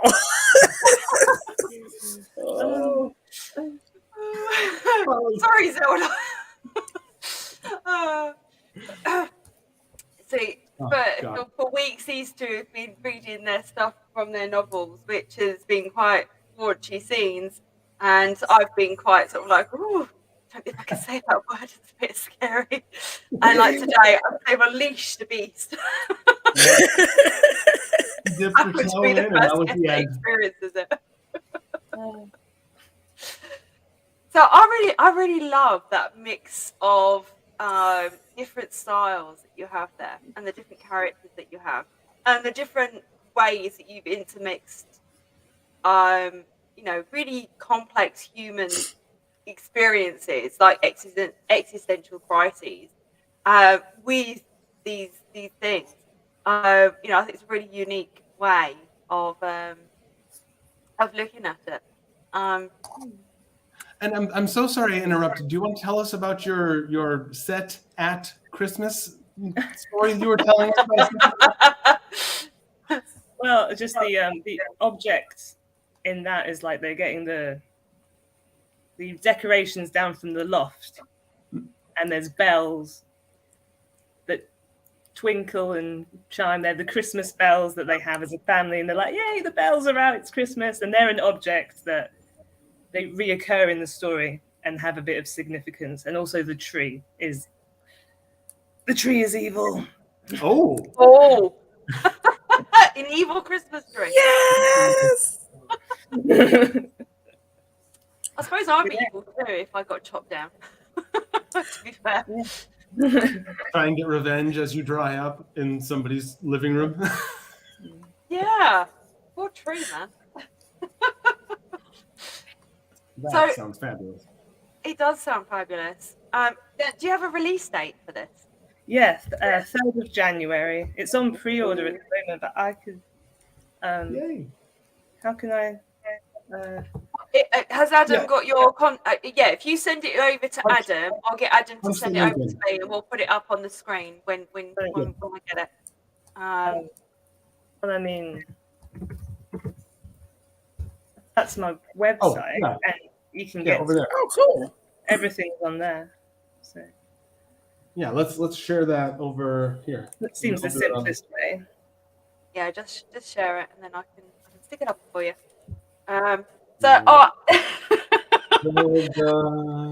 See, Thorn. I had a feeling that today might be an interesting one. I've always wanted to have a go at writing erotica, but I just get so embarrassed. Thank you. I accidentally read a fantasy erotic novel that I picked up thinking it was just fantasy, and then I was reading it, and then like there was suddenly a really graphic sex scene. I was like, oh my god. And I was like, it's fine. I moved on, and then it happened again. I was like, what's going on? Like, looked at the back of the book. I was like, oh, it's a romance fantasy. But yeah, so that was fun. So I read that, but after a bit, I was like, oh, they're at it again. Well, see, yeah, it's got to be different. It's got to be unique. Every time you bring a scene in, it has to be unique. You can't just have two people bang and then have them bang exactly the same way again. No. Yeah. And it's hard. Yeah. It's a complicated mix for you to try to find a unique scene. I mean, oh my gosh, I've probably read hundreds of romance novels at this particular point. So with the things that I've read, some of them I'm like, what in the hell were they thinking? This is awful. And then some of them are like, okay, wait, that was a good idea. Let me see how. And so I get ideas from stuff like that too. I'm like, wait a minute, let me see how I can tweak this a little bit more. I want to make this different from the last thing I read. Yeah. It's I think what put me off erotica was I read just one chapter from the first book of the 50 Shades series, and yeah, that'll do it. And I just thought, no, it's not really for me. But that's not the same as writing it, because it's a bit, I feel like I've got like my parents standing immediately behind me watching me when I'm writing, which is a little bit, a bit off-putting. It's also, if you don't read it, then you don't really know Yeah, there's that too. Yeah. what Yeah. what you should. Right. Well, Yeah, I think there are degrees of sexuality and how sexiness we all feel, and so yeah, I think it's totally appropriate for some people to not want to write that. You know, it feels I mean, awkward. I've written like little scenes, but they were sort of like a little flash. Like, it wouldn't go into massive detail. It's sort of like a really steamy moment, and then we sort of slink away. The Yeah. curtains flutter, and then we move on to something different. Yes. The moaning went on long into the night. Let the reader imagine. Yeah. we know what happens. Yeah. My character's first sort of sexual interaction that is written is in book 3. And all that's written is basically they kiss and how Ray's feeling. You know, like how her body's reacting to it. But there's not graphic stuff there. It's very bland. But It probably won't feel bland if it's the 3rd book, because we've had a lot of build up towards it. Yeah. You know, I suppose so. Yeah. I'm sure bland is not the right word for it. So I don't think it'll be bland. No, I agree. I mean, I've tried really hard to avoid a love triangle, and I seem to be accidentally stepping closer and closer to one, even though I've tried so hard to stay away from one. And at the moment, she's got Raven, who's just like a dreamboat, and he's being pushed through a portal, so he's not around. And then she's got this wildcat, Katori, and Katori is just like, wow, in Ray's eyes, you know. And Ray's just like, she's never met anyone like her before, and so you've got this weird love thing going on between Raven and Katori. Yeah. So I'm trying really hard to avoid it, but I don't seem to know how to get out of it at the moment. So it's inevitable. I don't know. Who knows? I think You remember that champ? it's happening naturally. True. I just said it's happening naturally. So yeah, I suppose so. Yeah, I mean, Raven almost confesses his love for her in book 2, but then gets cut off, and she's drunk, and so she's not really listening anyway. And she's really pissed, like not pissed as she's drunk, but she's really angry, and you know, she storms off because she has to go and see someone, you know, do some dark deeds, and he kind of leaves the sentence unfinished. You know, Ray, I love, and that's it. That's all he says. So we never get to hear him say it, and she never really knows how he feels about her, and he's off, and then she meets Katori, and Katori's just like this completely different type of person that she would, you know, she's never even thought of before. And they share a kiss. She hates Katori at first. Katori hates her. They're just like frenemies to begin with. And then slowly over the book, they start building up a relationship. And they and so they carry on. So book 4 kind of leads into their journey together, and their relationship develops. But I haven't really worked out how I'm going to get Raven back yet, because Raven's disappeared. So I want to know who she ends up with. So do I. Well, and because Ray is bi, she's got feelings for Raven, who's a man, and what's the other character's name? Say it again. Katori, who's a girl, right? So Yeah. So that's awesome. Yeah. I think she should have those. I almost wouldn't call it a love triangle in this situation, because she's got separate feelings for the 2 different people. That they are very different feelings. Yeah. For Raven, it's built up steadily over a period of time. They've lived together under the same roof, not in the same bedroom, but in the same house together. They've had each other's backs. You know, they have a deep respect for one another. And he is a dreamboat. And you know, so she's very much she loves him deeply, but she just doesn't know or recognize what kind of love that is. But so she misses him a lot when he's gone, and blames herself for his absence. and then Katori gets them exiled from her people because of how wild Katori is. But Katori doesn't give a shit. Like, does not give a shit about any rules. She's a kind-hearted soul, doesn't want to fight, but she doesn't give a shit about rules. She's just like, bite me. So yeah, Ray is just sort of starstruck by her. I think so. Yeah. So Ray, Katori is a native, whereas Ray is not.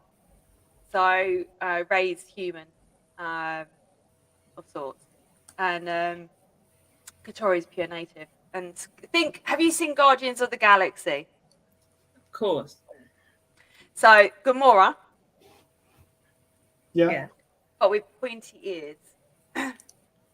So like a green elf, effectively. But because the Katori is kind of wild child, she's got tattoos and piercings all over the place. She wears leather as opposed to the cloth that her people wear. She's not interested in science. She's not interested in finding out about technology. She just wants to just do her own thing and not be beholden to the rules of the land. Yeah, and I think because Ray, go on. Yeah, and Ray is sort of like, she's been committed to something, hasn't she? To an army or something. So she's got the opposite life. I mean, I could see her idolize or being envious of Katori's existence. Okay. Yep. Yeah. There's a lot to Katori. That's awesome. Yeah. Ray kind of ends up as a commander, and she can't get out of it. It's for life, and so she is a soldier through and through, and she just wants to fight. She's very angry at the world because of a lot of stuff, and whereas Katori's not. She's completely free, and because she's free, she's happy, and she has nothing to sort of stop her.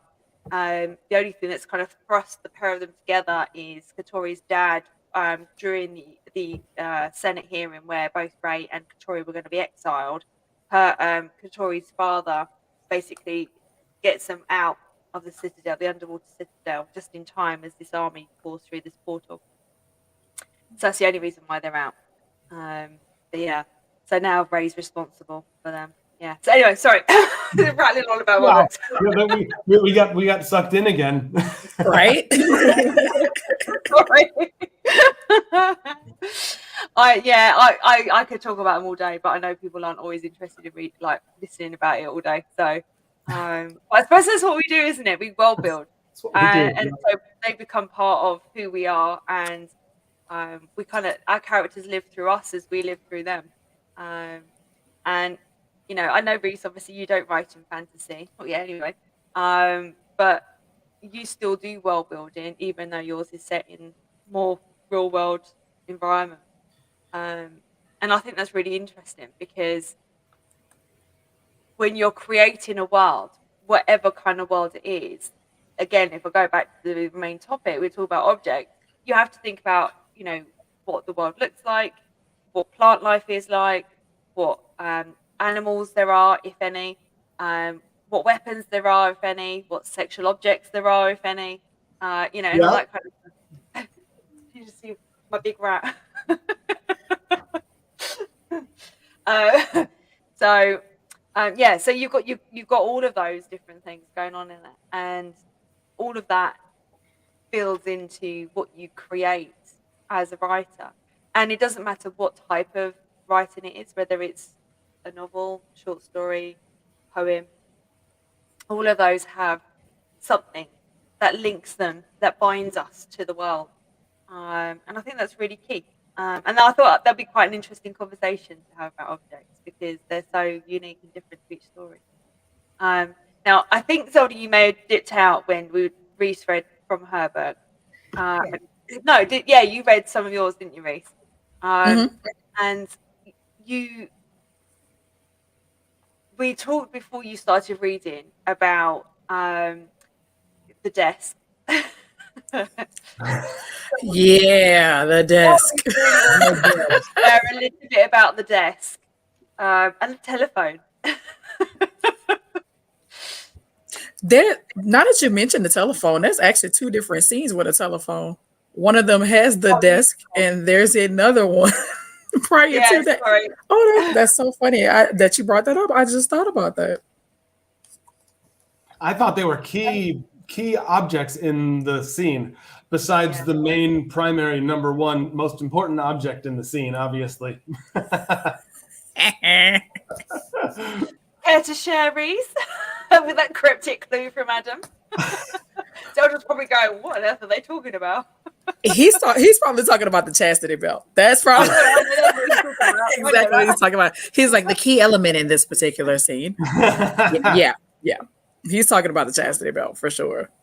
Yeah, the amount of research I had to find for the one that I wanted was the fun part. Research history must be fascinating. Yeah, I try to delete stuff on purpose for that particular reason. I'm like, let me put myself in incognito mode so this crap doesn't keep every time I start doing regular searches, because that's a little disturbing sometimes. It's a little distressing when you're talking to somebody about something. You pull up the internet and a dildo pops up. I'm like, yeah, that's definitely not what I want to see every time I start searching. Get that VPN, darling.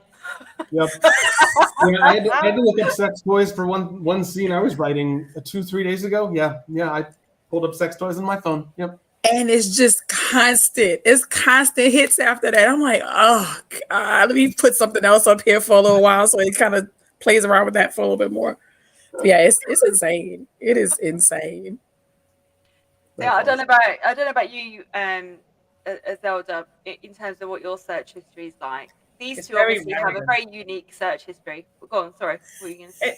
It's very random. I can't remember what it was, but my partner went on my laptop and he saw the search history. He looked across at me like, "What have you been? is this?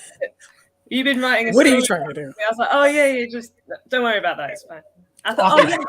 Well, I was just researching stuff for something I'm writing. That's all. Yeah, I can't remember what it was, but it was something about. It was something about relationships, so it made him think is this do we have a problem? The character in the story has a problem with their relationship, and we don't have a problem, so I don't know. I had to research it, what it's like. Because I don't know. I love that. See, my search history is a bit more violent. Mine tends to be the best ways to kill someone. Plants that can kill people. Places on the body that are best. Right, yeah. Yeah. I did write a murder mystery not that long ago. My whole search history. I don't. Disclaimer: I do not place dogs inside of dishwasher. What was that? Oh my god! What on earth? I don't know what that meant. It is awful. Indy and I had a conversation earlier today, and he was talking about someone in his family's got a toy dog, and I said, I have dogs. You either hear them or see them randomly walking around, and I said that I would be worried about having a toy dog in case I accidentally shut it in the dishwasher. Or the washing machine. I like Zelda and I have the same face. What? So, okay. Toy dogs, the tiny little dogs. Yeah? The ones that go in handbags. Right? Mm-hmm. The one that parasite. Right, okay. So, someone in Indy's family. See, Indy, what have you done to me now? You're having me to explain this now. Oh, God. Right. So, someone in Indy's family has got a toy dog. And I said to him, I would be worried about getting a toy dog in case it accidentally ended up in the dishwasher without me realizing, or in the washing machine. Like, for example, I'm stuck in the dishwasher, I turn around to do something else, it jumps in, and then I shut the door without looking, that kind of thing. I'd be worried about that. Do your dogs now try and No, they're too big to go in the dishwasher. My little one does try and eat the food as it falls off plates. Okay. So why would it go in the dishwasher? Yeah. Well, I don't know. I just thought I do not. And I'm just messing with you now. If it did go in there, you'd see it. Right. It's the dark side of the writers. It's our minds. We go places that we really shouldn't go half the time, and sometimes we take other people with us. I was just like expressing my concern of having a really tiny dog and then accidentally treading on it or standing back and falling over it and and hurting it. I was worried about injuring the dog. That was my concern. I don't actually place them in dishwashers, Indy. I would have that same anxiety, which is the reason why I don't have a puppy right now.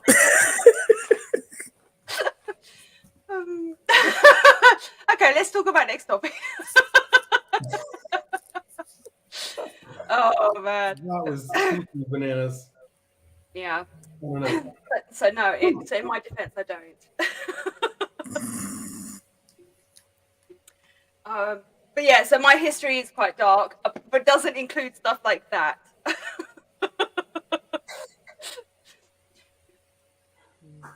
Mine's just very random. Yeah, I quite like randomness. It's quite funny. Well, I does do anyone like- want to read a little bit more. We've got a few more minutes. Do we want to read a little bit something? Yeah. Yeah, go on, Zelda. Do you want to read a bit more from your book? I tell you what, I've got like, if you just got a few minutes, I've got like a flash fiction I could read. Ooh, yeah. Go for it. Okay. Where is it? Does it have a title? It's called A Second Chance. Cool. Okay. My throat tightens as I press my forehead against the thick glass. My husband bobs, suspended in his tank, peaceful and oblivious to what I've done. Thin, transparent tubes encircle his naked figure, probing his body in a dozen different places, sustaining. Pale blue light blankets me in a warm glow that does little to thaw the ice in my belly. Please don't hate me. My breath leaves its mark on the glass, and I trace my finger, drawing a heart, which I immediately wipe away with my sleeve. Wasting no more time, I change the electronic label to state his name instead of mine. He would never have agreed to take my place. This was the only way. When he is awakened by the system in hundreds of years, when the environment is habitable, will he understand?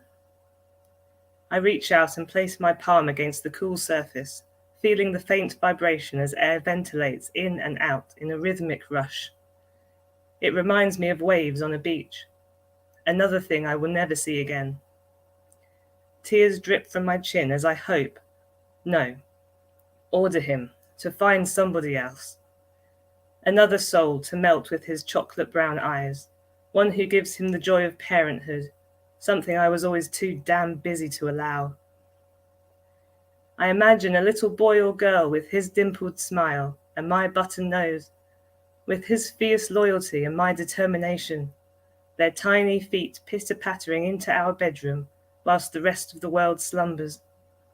Wide, glossy eyes, desperate for their daddy to wake up. How could I have denied him that? A second chance, that's what I've given him, and that's the best I can do. Wow. Love that. No, I'm sad. Yeah. But that's one of the things about writing, though. You can evoke emotion with words, and it's so insane how quickly things can shift. I love that, Zelda. That was awesome. Thanks. Yeah, it was really good. That's so different to your stock story as well. The pace and the tone that you're sharing, and that's really masterful. Being able to go, to write a piece that got comedy in it and is lighthearted and a bit quirky, and to use something that's really draws the emotions in. And as I was listening, I was like, I feel like I'm there. It's really sad. What's that book from? That's just a piece of flash fiction. Oh, it's just a piece that you've written. That's cool. Oh, are you going to make it into a bigger piece, or is that going to stay as it? I hadn't thought about it. No, that's just a little, just a little short That's the one. way it is. Yeah. Yeah. It felt very complete. Yeah. Yeah, it did. Almost poetic. Yeah, it was. Yeah. Yeah. It's almost like you. And that makes me wonder. Can you tell us about your writing process a little bit before we go? Do you, anything? Discovery, right? Definitely more towards discovery writing than planning. When I have an idea, I just start writing immediately. See where it goes. I usually jump around. I have ideas and jump to the end, jump back to the middle until I've got a complete story. And then I'll be like, okay, I'll have to have a look at it and be like, is it complete? Do I have an arc? Have I got this? Have I got that? And then I added everything. And then I just have to start rewriting it so it's good. Because the first draft is just a whole mess of ideas, like a word vomit. And that's what I was curious. How do you get from your first draft to I mean, you have beautiful writing. The end result is beautiful. So are you a fierce self-editor or do you write? Okay. Do you write with a plan ahead of time? I know you said you don't plan it, but like, for example, I know words that I want to edit out of my writing, so I try not to write them initially going in. Oh, yeah. I'm starting to learn now which words I seem to like. From editing my own work, I'm like, oh my God, every time something is big, it's enormous. Yep.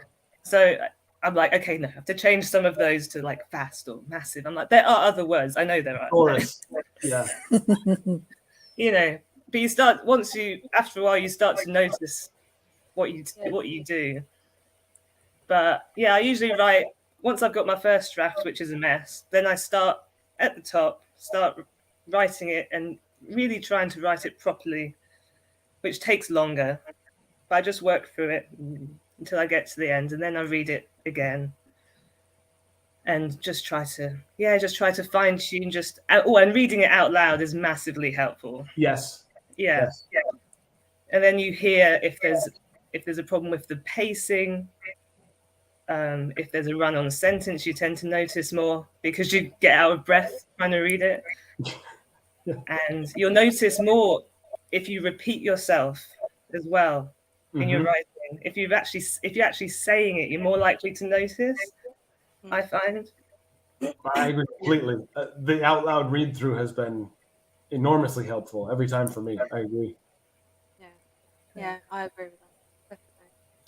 Definitely. So that's in a nutshell, that's it. I Awesome. just go right, jump around, get a draft, and then start fresh and write that draft out. Yeah. Cool. No, that's awesome. Yeah. Thank you. I think it's really helpful to be able to share stuff like that because other authors or writers or even people who are just starting their journey or who want to get on the journey but don't know how to, some people feel really embarrassed sitting in front of a computer and writing out a story because they feel like they're being observed. They're like almost very self-aware. Only you have to see that. Yeah, absolutely. Yeah. But hearing other writers and other authors talk about how they write and how they kind of get ideas down onto the screen or paper, I think it's really helpful for them. And it's also useful for us to share with each other, techniques. Adam, I've certainly learned some bits from you about editing, and also writing fast as well.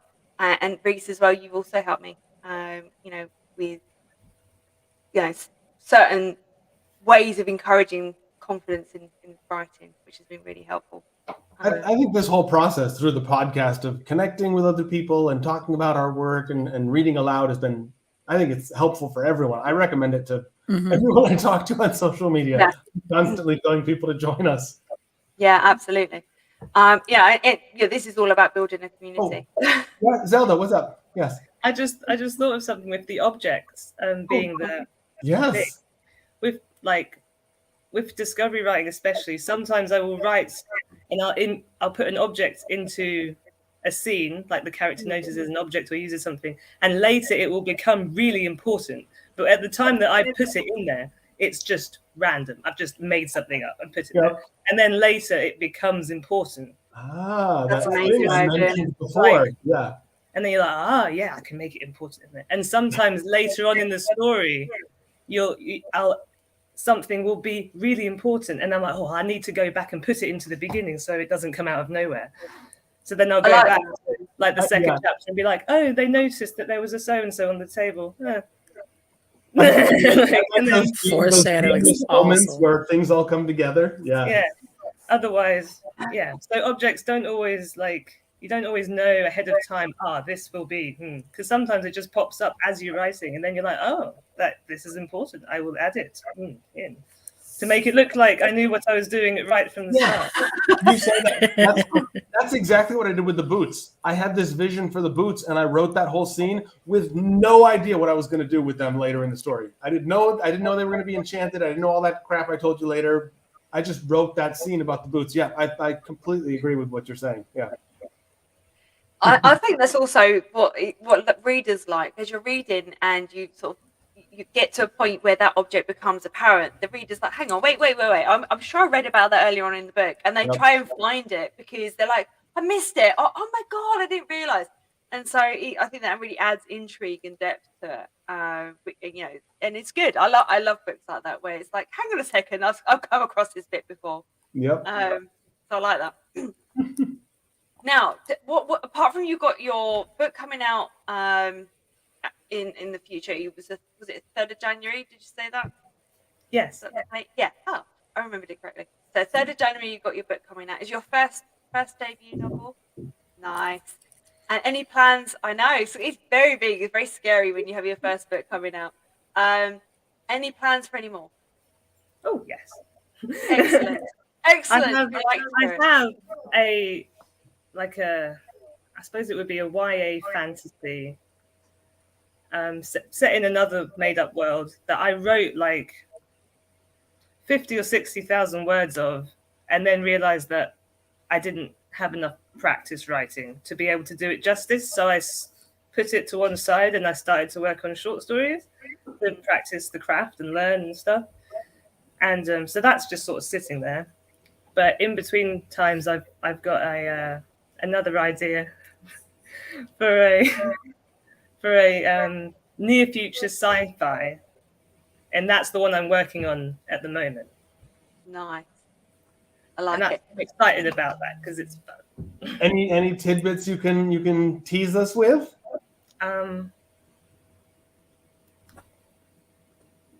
Well, it's set in so this world, but in a made-up version of it in the future where all news has been banned completely.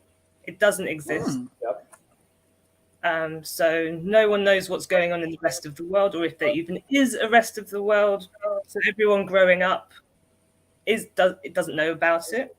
This is the world. And religion has also been changed.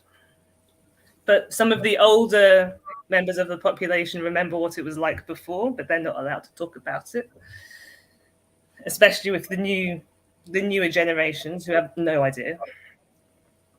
And it's like a really big, you're not allowed to tell them. Because they're trying to change the way society is. And the only way to do that is to not tell the new people. Sounds intriguing. Awesome. And have you planned out much of it, or have you actually started writing some of it? I've written, I think I've got to 40,000 words at the moment, but it's a mess. Yeah. But I've worked out the end, because I was writing for ages. I was like, I don't really know where this is going. And then I thought of a really cool end. I was like, oh, yes. So I've written the end. Now I'm jumping back. Those genius moments always feel good. Yeah. I think I was doing the washing up. I was like, oh my God, I have to take the gloves off. Love it. Okay, so I thought we could end slightly differently today, because I've really enjoyed our conversations today. And so thank you so much, Zelda, for being a guest here. Really appreciate you coming. We'd love to have you back. So if you are interested in joining us again, just message Adam and we'll have you back on in a flash. But I thought rather than just saying goodbye, I thought we'd just very quickly each of us share maybe a tidbit of wisdom for new authors or people who are potentially becoming authors. So, what would your advice be, Adam? Oh God, thanks for putting us on the spot. My advice, the thing that I swear by is I hate the word had. Had is a watered down word that can be replaced by almost any other word in the entire language. And so I try not to write using the word had. And if I can't figure out what to say in the moment and use the word had while I'm editing, I go back and remove it. His hair had a flow that was, his hair possessed the flow of, there are better words always than had every single time. So for me, get rid of the word had every time. I read the section I read had one had in it, and it was an intentional had. It was a had been, a past perfect for the sake of using past perfect in the sentence. Other than that, screw the word had. I hate it. I totally hate it. So that's my thought. Nice. I love that idea. Reese. Don't stress over your writing process. If you get stuck, stop. Work on something else. But write it down, whatever it is. It could be the most insignificant thing to you at the moment, and it might be the perfect thing to finish out your thought or even a character scene. So take your time and don't stress over the process. It is a process for a reason. Good advice. What about you, Zelda? I'd say don't be afraid. Don't be afraid to write what you want to write. Like if it's silly or if it's raunchy or if it's got violence or blood or whatever, because someone out there will love it. So if you want to write something, don't think, oh, but what if my mum doesn't like it? What if my best friend doesn't like it? It doesn't matter. You have to like it. That's the only person that needs to like it, is you. Absolutely. So write what you want to write. Great advice. I love that. Mm-hmm. Yeah, I do love that as well. My parents are never going to read my novel. Never.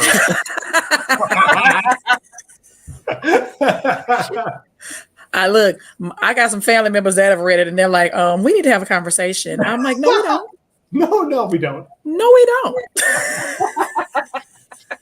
I suppose my advice would be... Yeah, what about you, Jules? There's no such thing as writer's block. If you're struggling to get your ideas out, you're forcing it. Have a break. Go and do something. Go play a computer game. Go for a walk. Go swimming. Go spend time with friends, family. Go and have something to eat. It doesn't matter. Just go and do something different and enjoy yourself. Writing shouldn't be a chore. So when your brain has had that rest, the ideas will naturally come. So don't force it, and just accept the fact that having moments where those ideas dry up a little bit is quite normal in the writing process. The ideas will come back to you. You've just got to give it time for your brain to work through that flow. So that would be my advice. I like that too.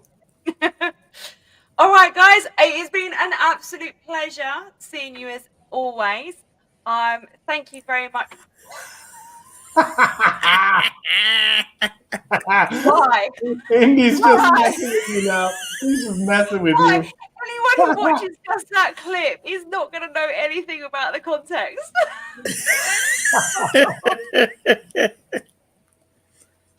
We love it. On the next episode. Yeah, don't forget to subscribe, join us, come back next week. We're here every week. Yeah.